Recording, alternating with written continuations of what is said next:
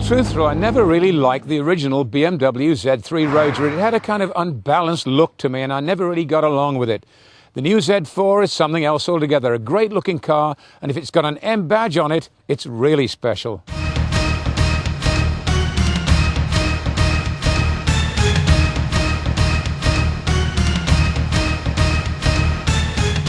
There's a lot of competition in this segment right now. Just a few years ago, upscale roadsters were almost non-existent, beyond Mercedes and Jaguar.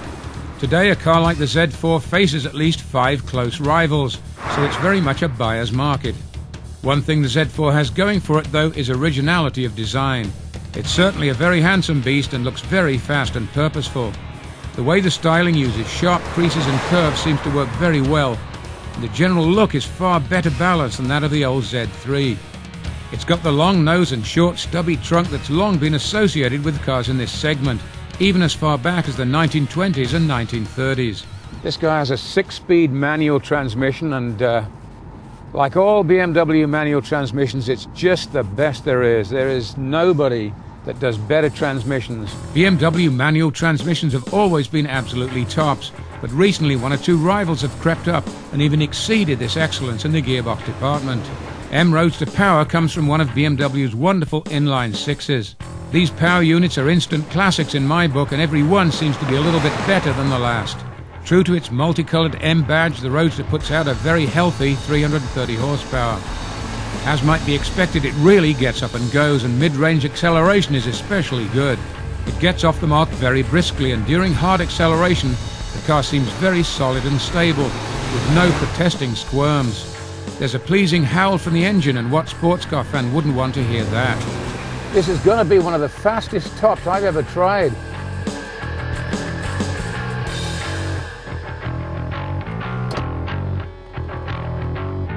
You could do that at a stoplight. Very, very quick indeed, and there are no latches. It just goes straight into place and latches itself. The wind disturbance, turbulence with the top down is really quite minimal with this car. You can drive it quite fast and still talk to your driving partner. Doesn't even blow your hair out of place really, unless you're going seriously quick.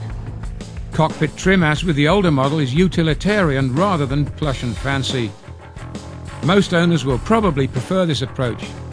Too many sports cars have become over-refined, but not this one. The dash top and lots of other areas of the car are covered with a kind of shark skin looking plastic material. A lot of people don't like that. I'm happy with it. I think it looks fine. It's different, and some people think it looks tacky, but I don't. I think it looks great. The rest of the M interior, the M Roadster, is in a kind of carbon fiber look material. I don't think it is carbon fiber. It's some kind of fabric, but with a carbon fiber print on it. It looks very good. I like it. Thankfully they didn't go for fake wood or anything like that, or that shiny aluminum, which is all the rage right now. I kind of like the way they did the interior of this car, although it's mostly black and a little bit gloomy. The instruments are fairly difficult to see. The numbers on them are very tiny for some reason. Don't know quite why they do that, but you can pretty well tell how fast you're going and what revs you've got on the clock, but you have to kind of peer at it to get that information. BMW really knows how to do a good steering wheel. This is thick and great to grasp. It's got little nubs here in the right places. It's leather covered, not vinyl like so many are. It's very small even for a car like this, and I like it that way. While the trunk is reasonably large, cockpit stowage isn't a strong point.